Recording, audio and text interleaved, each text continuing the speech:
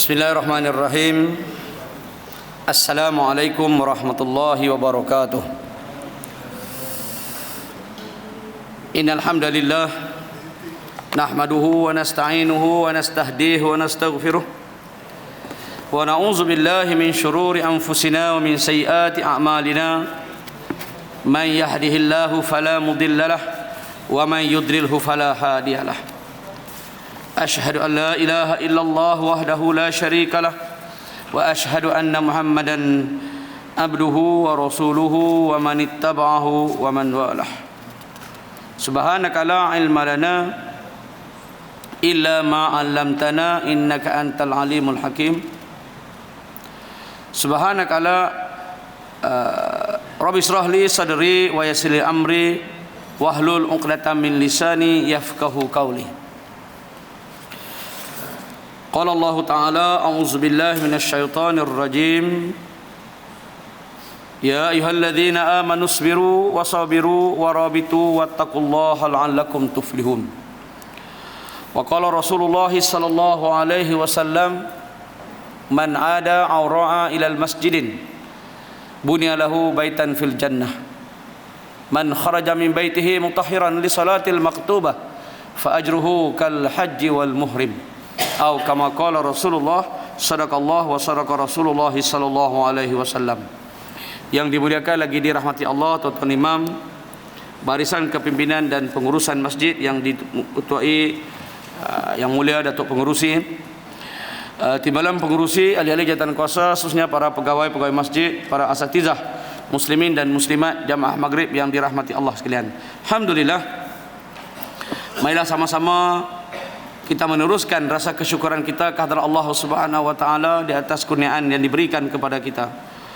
Dan nikmat ini dapat kita pergunakan dengan sebaiknya supaya ianya menjadi asbab untuk kita mendapat rahmat di dunia ini dan keberkatan dalam kehidupan kita, dan seterusnya mendapat pahala, dan seterusnya diletakkan di kalangan hamba-hambanya yang soleh dan solehah insya-Allah. Kita bersyukur kerana Allah Ta'ala masih memberi kebenaran kepada kita untuk berada di atas muka bumi ini bagi menjalankan semua tanggungjawab yang telah diperuntukkan untuk kita. Sama ada tanggungjawab itu berupa suruhan ataupun tanggungjawab berupa larangan.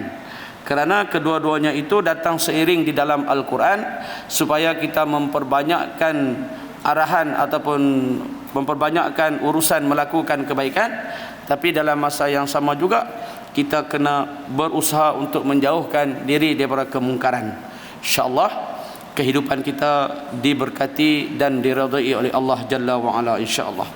Salawat dan salam terhadap junjungan besar Nabi kita Muhammad sallallahu alaihi wasallam yang membawa agama Islam, yang agama yang cukup sempurna, agama yang sentiasa mengharapkan agar penganutnya ataupun umatnya mendapat syurga, bahkan kalau boleh tidak mau ada di kalangan penganutnya yang masuk ke dalam neraka. Sebab itu Nabi sallallahu alaihi wasallam menyebut dalam hadisnya, kullu ummatin yadkhulul jannah illa man aba.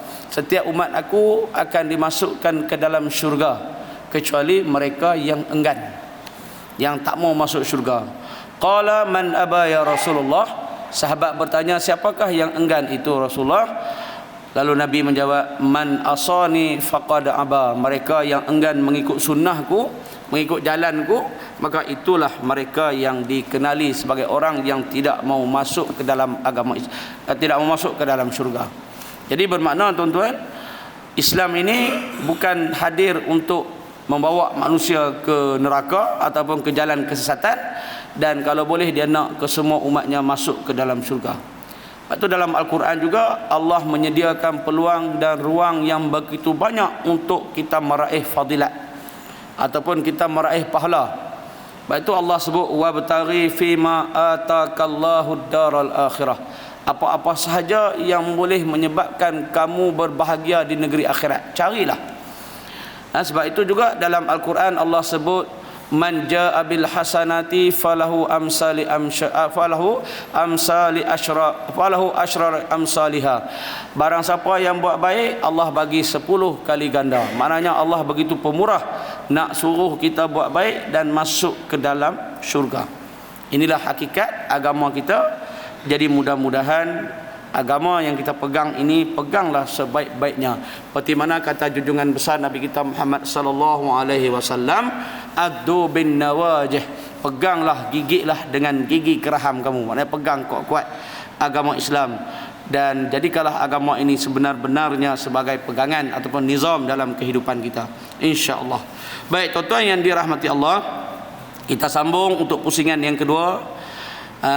Bagi kuliah kita dalam kitab Terhumban ke Kawah Neraka, dan kita berada di muka surat 146 berkaitan dengan hal ehwal keadaan mereka yang berada di dalam neraka. Hal ehwal keadaan mereka yang berada dalam neraka digambarkan di dalam kitab kita ini. Mudah-mudahan ianya memberi pengajaran dan keinsafan, bukan kepada orang yang sudah mati, kerana mereka tidak boleh berbuat apa-apa lagi, hanya berserah nasib untung rugi kepada Allah Ta'ala. Kalau beruntung, beruntunglah. Kalau rugi, rugilah. Hanya Allah Ta'ala sahaja tempat mereka memohon pertolongan. Tapi bagi kita yang masih hidup, yang masih berada di atas dunia ini, masih lagi Allah bagi peluang untuk kita mengatur kehidupan kita. Kita boleh pilih jalan mana yang kita nak, sama ada wa imma syakiran wa imma kafura. Kita nak jalan yang bersyukur, jalan baik, ataupun jalan kekufuran. Wa hadainahun najdain, diberi kamu kepada dua keadaan, dua jalan. Jadi kita ini tuan-tuan masih lagi boleh memilih untuk mendapat syurga ataupun neraka, sa'adah ataupun saqawah.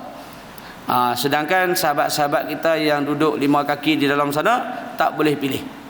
Kalau kita hantar doa apa, hantar apa sekalipun, dia hanya sekadar membantu amalan asas dia. Kita hantar wakaf dekat dia, kita hantar sedekah kat dia, kita hantar bacaan Al-Quran kat dia, tapi amalan itu, hantaran itu hanya sekadar membantu untuk memudahkan urusan dia. Tapi dengan syarat amalan asas dia mesti ada. Antara amalan asasnya ialah yang pertama syahadah lah, mesti dijaga sebaik-baik mungkin, kerana syahadah ini penentu Islam ataupun kufur. Yang kedua solat fardu, kerana solat fardu ini merupakan benda yang terawal akan disoal di sisi Allah.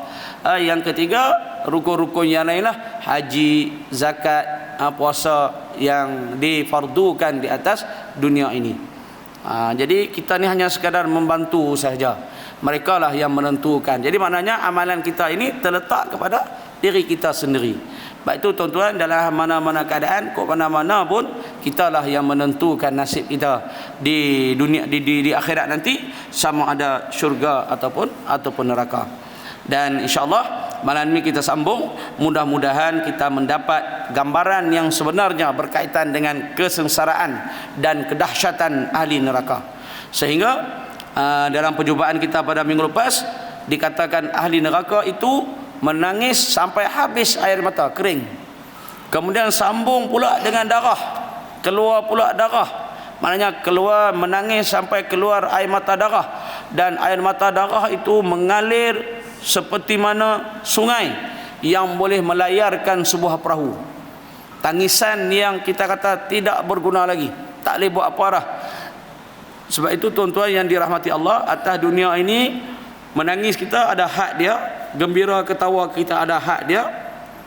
Tapi di akhirat menangislah selama-lamanya, akhirat ketawalah selama-lamanya.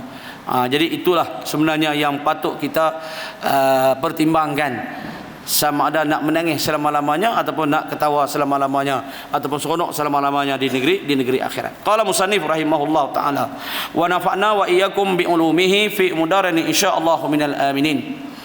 Baik, kata pengarang kita, bukan sebarang air mata darah. Air mata yang keluar itu bukan sebarang air mata darah, kerana banyaknya tidak tersukat. Banyaknya air mata keluar itu sehingga tak mampu nak dihitung berapa geleng, berapa liter yang keluar, terlalu banyak sehingga Nabi sifatkan boleh melayarkan sebuah perahu. Kita bayangkan dalam keadaan badan kita dibesarkan, Sehingga 30 hasta, gigi geraham sebesar bukit Uhud, bau kita timur ke barat, badan kita besar dalam neraka, mana air mata kita pun dah tentu banyak itu tak terhitung.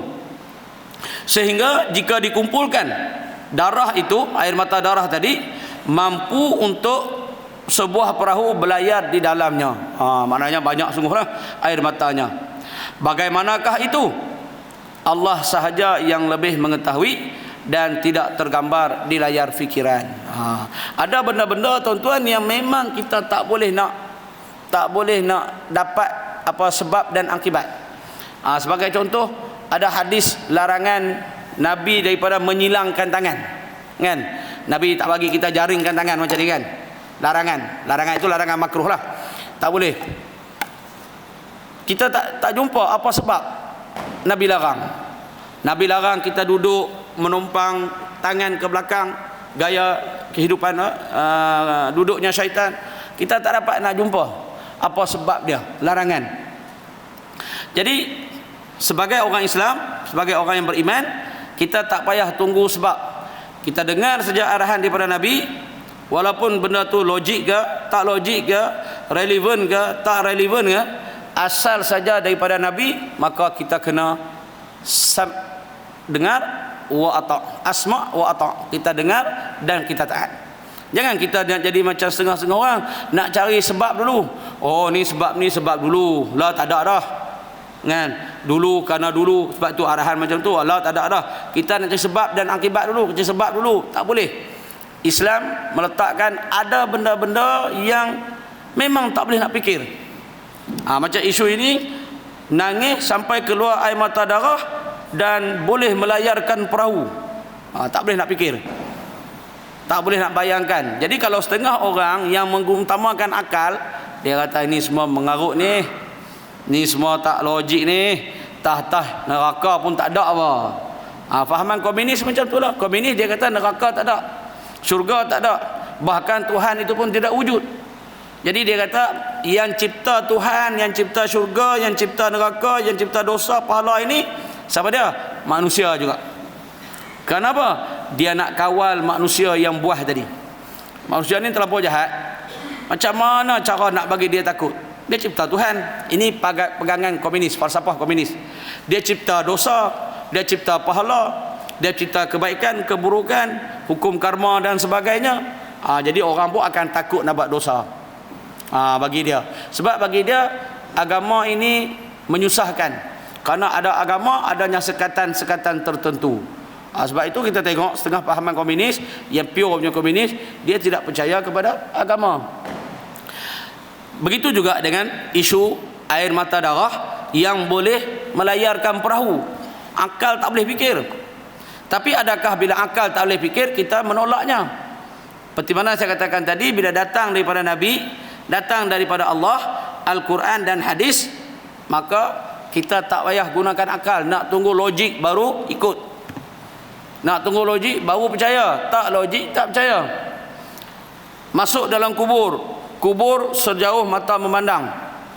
Logik akal tak boleh terima. Kubur yang 5 kaki itu je nak tiba-tiba nak jadi panjang sejauh mata memandang, tak boleh terima. Adakah kita nak menolak? Maka di sinilah letak fahaman kita, akidah kita. Kalau Mu'tazilah, mereka menolak sebarang perkara yang berlaku di luar akal, yang akal tak boleh terima, maka ianya tak betul. Tapi akidah ahli sunnah wal jamaah, walaupun benda itu betul, benda-benda itu di luar akal, tapi jika datangnya daripada Nabi, datangnya daripada Al-Quran, maka kena terima. So begitulah dengan macam ini tuan-tuan, dengan kaedah kapal layar tadi, kapal yang boleh berlayar tadi, maka kita kena terima. So kita tak payah bayangkanlah macam mana pula dalam neraka tu ada sungai. Orang lain tak kenal agak air sungai tu. Kan? Ada budak-budak tanya. Jadi kalau kita air mata kita dah jadi macam sungai, boleh berlayarkan perahu, no orang sebelah kita. Macam orang cerita di padang mahsyar, kita akan tenggelam mengikut peluh tu, mengikut sukatan. Ada sampai hidung, ada sampai dada, ada sampai pusat. Jadi orang sebelah kita, dah lah dia kata duk berimpik-impik di mahsyar. Bersesak-sesak, peluh kita pula sampai ke hidung, sampai ke tengkorok, sampai ke dada. Jadi air tu yang sebelah tak kena, dia kata. Kan? Air tangan orang sebelah tak kena. Ada dinding kot, ada cermin kot, kita dalam cermin, dia duk bayangkan macam tu. Jadi benda macam tu kita payah nak menggunakan akal. So kita serah kepada Allah Ta'ala. Yang penting kita asma' wa ata', kita dengar dan kita taat. Kita menjadi orang yang dipanggil fastabiqul khairat. Kan? Apabila dengar benda-benda yang baik, maka kita terus melaksanakan kebaikan. Sebab itu kita baca doa apa? Allahu Akbar. Bila kita baca ayat dia punya doa seterupa dia punya matan dia, dengar yang baik maka kita bersegera melakukannya. Apabila dengar yang tak baik maka kita fajtanibuh, maka kita pun meninggalkannya. Nanti kalau saya ingat saya baca balik doa dia tu, kan?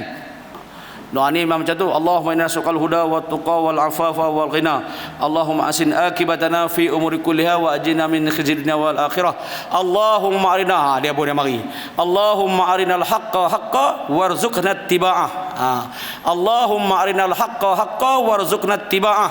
Ya Allah, jika aku mendengar, aku melihat kebenaran itu kebenaran, maka kurniakanlah kepada aku untuk mengikutinya. Wa arinal batila batila, jika aku mendengar sesuatu itu batil, yang tak baik, yang tak boleh diikut, fajtanibuh, jauhkanlah aku daripadanya. Kan? Jangan jadikan aku sebahagian daripada pengikutnya.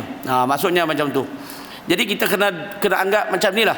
Benda-benda yang berkaitan dengan neraka ini, akal terima ke, akal tak terima ke, maka kita kena mengimaninya. Sebab inilah kita termasuk di kalangan orang-orang yang beriman. Karena iman ini suatu benda yang berkaitan dengan ghaib. Macam saya kata dulu, semua rukun iman adalah benda yang ghaib, yang kita tak nampak. Malaikat, kitab, yang kitab tu walaupun kita nampak, tapi dari segi sudut hukuman penurunan ayat dia, macam mana penyusunan ayat dia, Rasul, kita pun tak sempat berhadapan dengan Rasul, hari kiamat. Semua iman ini perkara-perkara yang kita tidak nampak, tapi kita perlu mengimaninya. Baik, sewajarnya, kata pengarang kita, sewajarnya kita menghayati keadaan ini.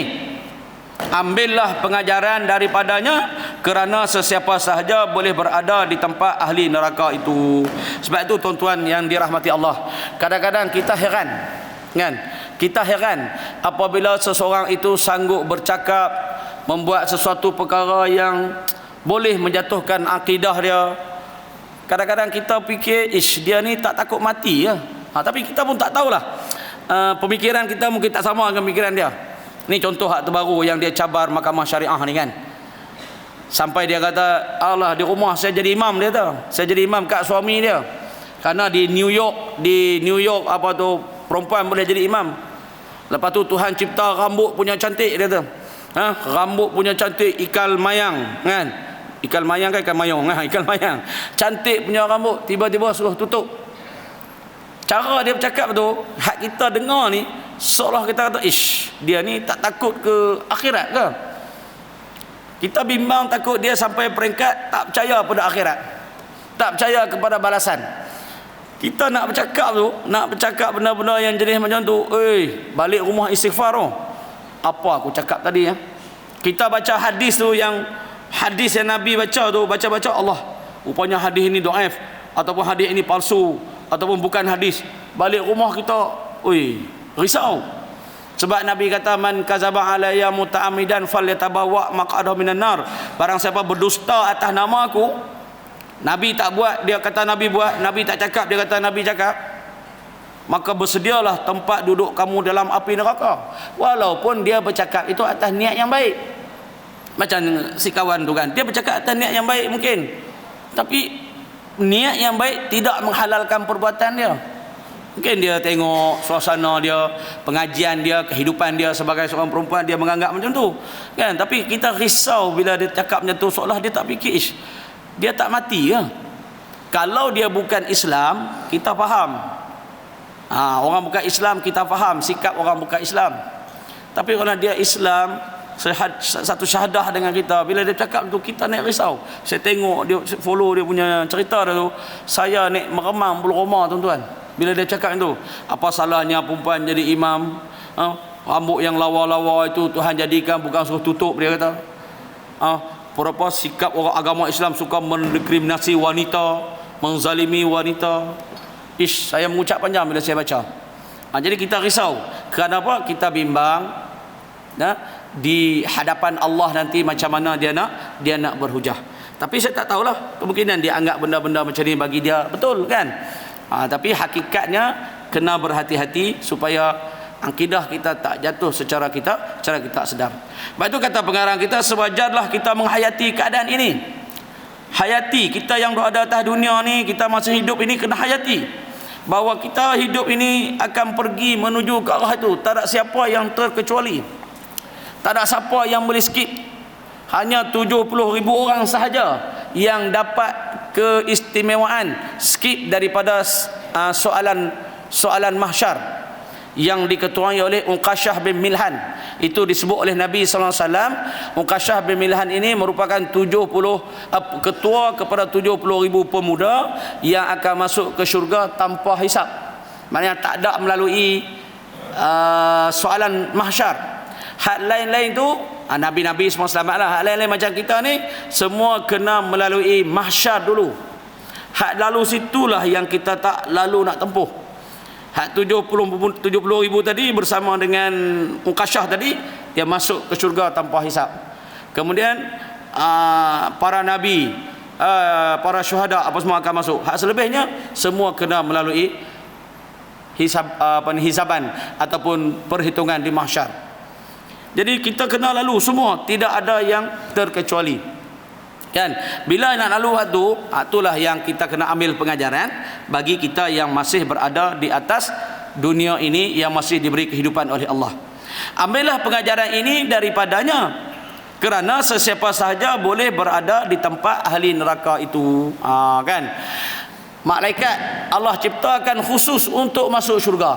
Tidak ada malaikat yang masuk dalam neraka kecuali dia bekerja dalam neraka, seperti malaikat Malik dan juga dia punya pekerja-pekerja dia kerja dalam neraka, tapi dia tidak akan masuk ke dalam neraka. Lepas tu iblis, syaitan Allah ciptakan khusus untuk masuk ke dalam neraka. Malaikat akan masuk dalam syurga. Iblis confirm tak ada iblis yang masuk dalam syurga. Iblis dah habis dah. Sejak dia ingkar pada perintah Allah itu, nikmat syurga dia sudah habis. Kan? Sehingga Allah Taala sebut, aku akan akan hidupkan engkau sehingga ke akhir zaman, kemudian aku akan penuhkan neraka ni engkau bersama dengan kuncu-kuncu kau. Dalam Al-Quran Allah sebut. Maknanya iblis memang diciptakan untuk masuk ke dalam neraka. Soalannya ialah kita sahaja yang tidak tahu syurga ataupun neraka. Walaupun dia duk mimpi syurga hari-hari, dia belum tentu dapat syurga. Walaupun dia asyik macam kehidupan dia penuh dengan kepayahan macam neraka, dia belum pasti dia akan dapat neraka. Macam hari ini kita tengok penduduk Gaza di Palestin. Hidup mereka memang sengsara, susah, payah. Dengan lampu pun tak ada apa segala. Tu yang semalam 11 itu 5 minit bergelap tu, mengambil kira merasai kesengsaraan mereka kan. Tapi tak ramai pun yang buat kan. Jadi kita nampak macam susah, tapi mereka itu akan memperolehi syurga yang besar dan selama-lamanya nikmatnya. Kita ni hak dapat kesenangan di atas dunia, segala-galanya ada. Kalau kita tak jaga, kemungkinan besar kita akan menjadi penghuni neraka. So siapa-siapa saja, tidak terkecuali seseorang pun untuk menjadi penghuni neraka. Sebab tu kita kena jaga betul-betul supaya kita tidak pijak kaki kita walaupun sesaat di dalam api neraka. Luangkan masa mengenangkan dosa-dosa yang pernah kita lakukan dan menangislah. Luangkan masa dan kenangkanlah dosa-dosa yang pernah kita lakukan. Kadang-kadang kita semak balik, aku ni nasib baiklah dia jadi macam ni. Kalau tak jadi macam ni, tak tahulah apa jadi. Kita kenangkan balik kita punya perjalanan kehidupan kita. Sebab kalau ikut ghalibnya tengok perjalanan kita daripada dulu, payah kita nak jadi macam ni. Tiba-tiba Allah lencongkan kita menjadi ahli masjid, ahli ibadah. Itu perasaan kita tu mesti kita akan menangis. Lepas tu dia suruh kita kenang dan kita menangislah. Warajulun khalat khalian, lelaki yang duduk seorang-seorang, wa yabqa, kemudian dia menangis, sehingga basah janggut dia, basah dia punya air mata dia, itu di antara orang yang akan mendapat naungan syurga. Mata yang tidak akan disentuh oleh api neraka ialah mata yang menangis kerana takutkan Allah dan mengenang akan dosa-dosanya. Orang yang dapat menjaga dua rahang mulut dan rahang kaki, iaitu lidah dan juga kemaluan, pun dijamin tidak akan masuk ke dalam neraka. Ini Nabi bagi jaminan kepada orang yang menjaga semua tu. Maknanya kita kenangkan balik apa semua, maka kita akan rasa bersyukur apabila Allah pilih. Sebab tu saya selalu sebut tuan-tuan, bila kita ni Allah selalu pilih dah jadi datang ke masjid dengan kuliah apa semua, menjadi ahli masjid, maka kita pergunalah saat itu sebaik-baiknya.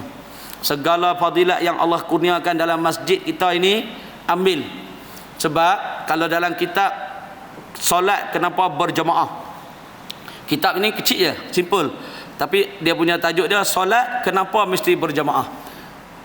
Dia kata orang yang mari masjid ni, sejak dia niat nak mari ke masjid, sehinggalah dia patah balik ke masjid, dia seolah-olah berada dalam solat.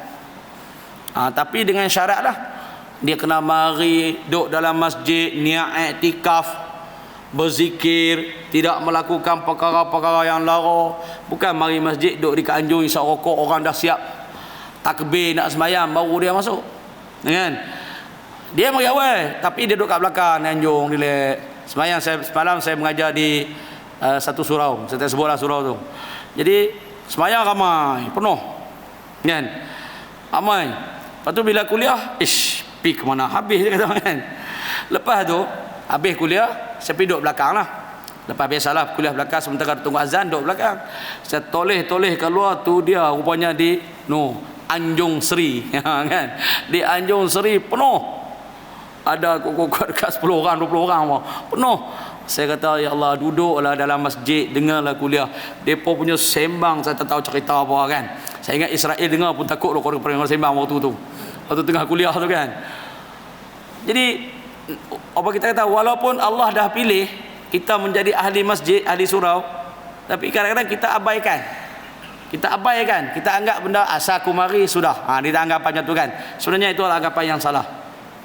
Sebab kan kita bayangkan, jika Allah tak jentik hati kita, Allah tak lembutkan hati kita untuk datang ke masjid, untuk bersemayam berjemaah, agak-agak waktu itu apa yang kita buat?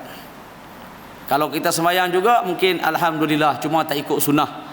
Tapi kalau kita ni langsung bukan kategori orang yang bersembahyang, tengah duk ralik ya kat luar lagi waktu ni, sekiranya Allah jadikan kita macam tu, macam mana agak-agak perasaan kita. Sebab itu jentikan hati Allah ini, lembutkan hati Allah kepada kita ni, Allah lembutkan hati kita ni, maka itulah kita kena syukur, dan kita jadikan peluang dan ruang itu untuk kita all out untuk beribadat. Bukan all out beribadat itu sembahyang saja, maknanya kita menjalankan segala arahan-arahan fadilat yang Allah sediakan dalam masjid.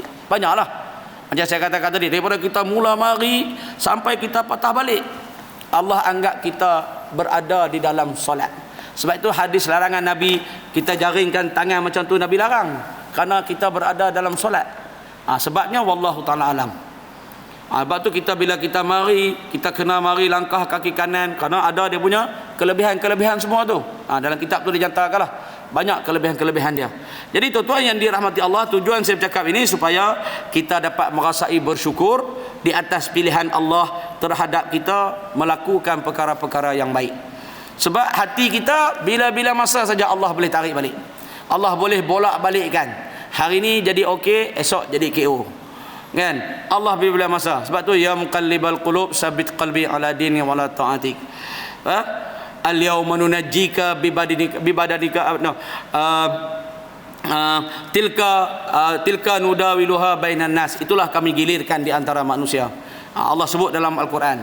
So hati kita yang masih terikat dengan masjid ini, kita pegang sesungguhnya supaya hati kita tak berbolak-balik lagi. Kalau tidak boleh menangis, paksa juga supaya menangis. Gunakanlah masa yang ada ini untuk meraih keampunan Allah.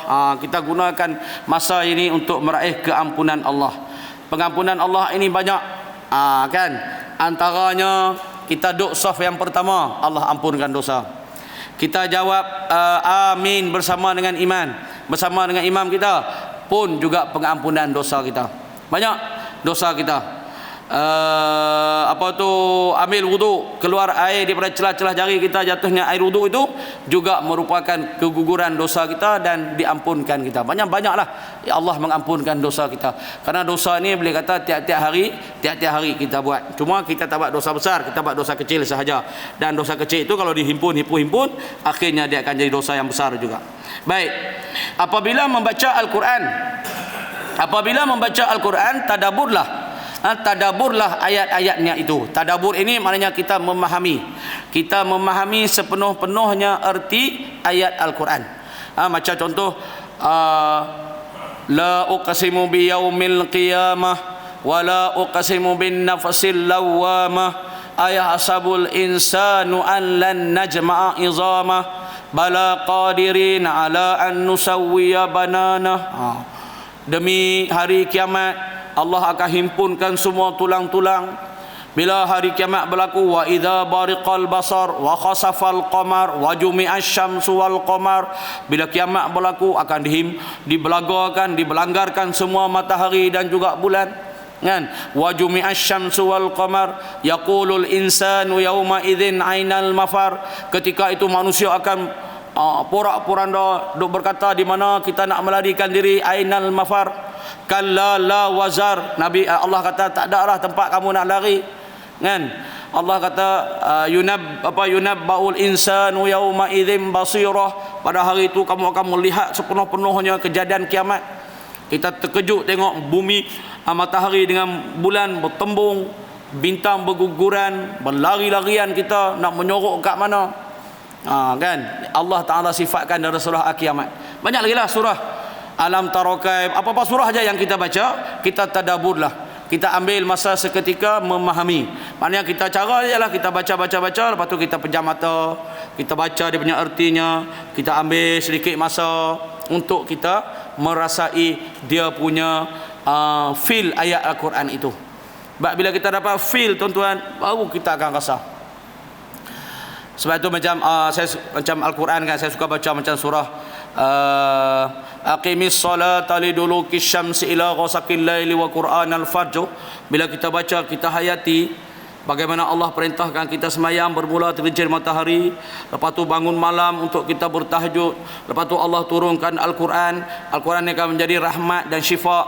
Kemudian Allah kata orang zalim ini orang yang rugi. Daripada ayat Quran tu kita tadabur, kita akan dapat. Walaupun benda itu simple, surah-surah yang simple. Li ila fi Quraisy, macam li ila fi Quraisy kan, wa amanahum wa atamahum min ju' wa amanahum min khauf. Dialah Tuhan yang pemilik Kaabah inilah yang beri makan kepada orang yang lapar dan memberi keamanan kepada orang yang ketakutan. Jadi bila kita baca itu, Allah Ta'ala dia punya kuasa dia, hak lapar ni, rezeki ni dialah yang bagi. Kemudian kita hidup dalam ketakutan, Allah lah bagi keamanan. Allah hadirkan orang-orang yang baik untuk memberi keamanan kepada kita. Bila keamanan itu ditarik balik, akhirnya kita berada dalam ketakutan, apa pun kita tak boleh buat. Jadi perasaan tadabur itu menyebabkan kita sangat-sangat bersyukur dengan kurniaan Allah Ta'ala. Baik tuan-tuan, demi Allah, itulah yang baginda ajarkan kepada kita. Gunakanlah peluang di dunia yang masih berbaki ini untuk menangis kerana Allah. Tanyalah diri kita sendiri tuan-tuan, bilakah last kita menangis kerana Allah? Bilakah yang kali terakhir kita menangis kerana mengingati dosa-dosa kita? Kita mengingati kesalahan-kesalahan kita. Kita mengingati betapa banyaknya masa yang kita peruntukkan untuk benda-benda yang lain selain daripada benda-benda kebaikan. Kita tanyalah pada diri kita sendiri. Sebab tu saya kata tadi, kita semua maklum bahawa kita berada di hujung dunia. Ramai sudah meramalkan bahawa kita sudah berada di ambang peperangan dunia ketiga. Lepas dunia ketiga ni, malhamatul kubra akan berlaku. Kemudian turunnya Dajjal, kemudian turunnya Nabi Isa. dan berakhirnya pemerintahan di atas dunia ini. Semua kita sedia maklum. Peperangan dunia ketiga ini pun kalau berlaku, kita akan dapat kesannya. Kita akan dapat dia punya tempias dia, walaupun kita duduk jauh pada tempat dia. Maknanya kita tahu bahawa begitu dahsyatnya dunia yang kita nak hadapi sekarang ini. Jadi ambillah kesempatan itu untuk kita perbaiki, tambahkan kita punya ibadat kita. Bukan kita gunakan masa ini juga duk galik dengan dunia lagi. Sebab tu kadang-kadang saya heran, stesen TV kita, stesen radio kita, tengah-tengah orang duk kelang kabut dengan ni, dia masih duk buat macam-macam rancangan hiburan tak sensitif langsung dengan dunia. Walaupun kita kata ada sikit-sikit celah-celah tu, tapi kadang-kadang banyak hiburan. Tuan-tuan bukalah TV, banyak hiburan daripada banyak benda-benda yang mengisahkan. Sedangkan dunia sudah menuju ke akhir zaman. Jadi ini sama-sama kita pakat-pakat muhasabah diri kita, supaya jadi apa-apa pun kurang-kurangnya kita telah ada persediaan untuk kita bertemu dengan Allah. Lihatlah persekitaran kita. Ini dia kata apa? Gunakanlah peluang di dunia yang masih berbaki ini untuk menangis kerana Allah, supaya kita tidak termasuk dalam golongan hamba-hambanya yang terpaksa menangis di dalam neraka kelak. Tengok, kita menangislah di atas dunia ini supaya kita tidak menangis di neraka kelak. Macam hari ni tuan-tuan kan, kita tengok orang-orang Gaza. Saya suka ambil contoh Gaza lah, sebab Gaza tengah berlaku. Kita tengok Gaza hari ni seolah macam tak ada siapa bantu. Kesian mereka. Negara-negara dunia semua buat pejam mata je. Kesian mereka di hujung tu. Mereka menangis hari ini. Kita tengok dia macam kita taklah, maksud saya kita gelak, tapi ada orang yang jadi tak ada simpati langsung. Dia tengok je macam tu. Macam dia tengok filem wayang je. Depa menangis, tapi mereka menangis di dunia dan mereka tidak akan menangis di negeri akhirat. Geng-geng Gaza ni, kalau perjuangan mereka benar-benar atas agama Islam, atas mempertahankan agama, kita tengok mereka menangis sekarang ini dengan keadaan yang berlaku, tapi mereka akan bergembira di dalam syurga. Sebab itu ada orang tanya saya, Ustaz, kan Nabi kata Islam akan kalah, kan? Islam akan kalah bila lawan dengan Israel, dengan Yahudi. Saya kata, ya betul, Nabi dah sebut berkaitan dengan akhir zaman, Mekah dengan Madinah nak ditawan apa semua. Tapi kalah itu dari sudut secara keseluruhan. Bukan maknanya bila Nabi sebut macam tu, kita tak payah lawan. Peluk tubuh. Pasal apa tak lawan? Lawan pun dah buat apa? Nabi kata kalah, kalau menang lagi Nabi kata betul pula. Padahal Nabi cakap tu betul. Memang dari sudut pandangan kita, Islam akan kalah. Maknanya Yahudi akan memerintah dunia sampai Dajjal turun apa semua kan. Tapi dari sudut individu pribadi, mereka yang mempertahankan Islam, agama itu, mereka menang secara pribadi. Yang kalah ni kita, hak tu kan tengok ni. Sebab mereka bila mereka kalah kerana mempertahankan, tu maknanya mati kerana mempertahankan agama, mereka syahid. Bila syahid dia menang. Walaupun sebenarnya kita tahu Allah kalah juga akhirnya Palestin, kalah juga, menang juga Yahudi. Kalah kita sebut dari sudut kita kerana mereka mati. Tapi sudut individu mereka dengan Tuhan, mereka adalah pemenang tertinggi kerana syahid, mati yang paling tinggi martabat dia.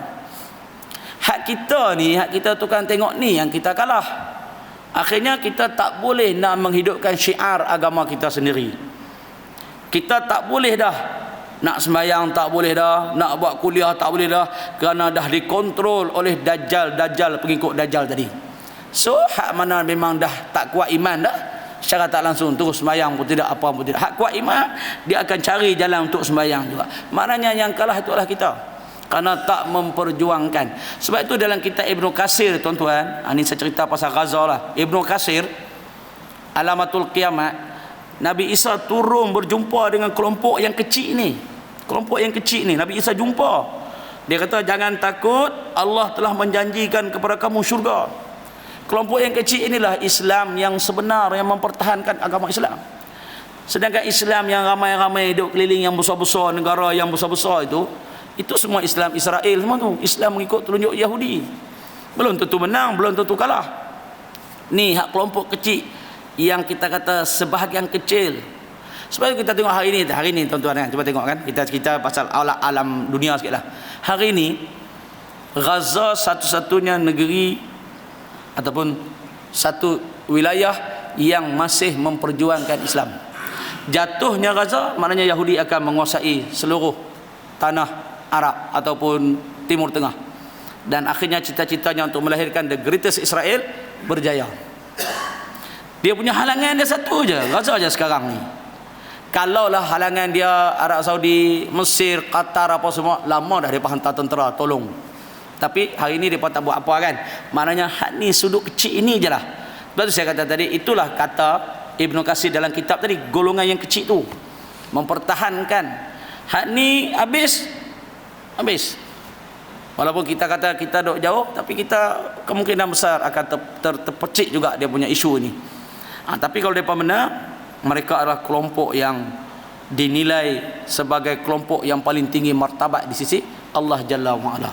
Sebab saya kata tadi, walaupun kita tengok golongan itu, golongan Gaza itu sekarang menangis, sengsara yang teramat sangat, tapi kalau kita cerita balik hadis berkaitan dengan alamat kiamat, apa Nabi sifatkan Dajjal? Dajjal ini ialah mereka yang ikutnya diberi syurga, mereka yang melawannya diberi neraka. Padahal syurga itu adalah neraka, neraka itu adalah syurga. Ingat tak hadis berkaitan dengan Dajjal?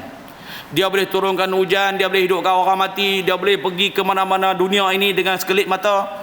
Dia boleh siapa ikutnya diberi syurga, siapa lawannya diberi neraka. Hari ini siapa yang lawan dia, Gaza diberi neraka. Habis. Panak. Hak ikut dia, hak geng tepi-tepi tu, Mesir ditawarkan pelupusan hutang. Hutang Mesir berapa bilion. Sekiranya kamu buat sekian-sekian, kami akan lupuskan hutang kamu. Maknanya diberi syurga. Kalau kita fikir dari sudut itu tuan-tuan, maknanya ada sudah ciri-ciri kedajalan yang sedang berada di atas dunia ini.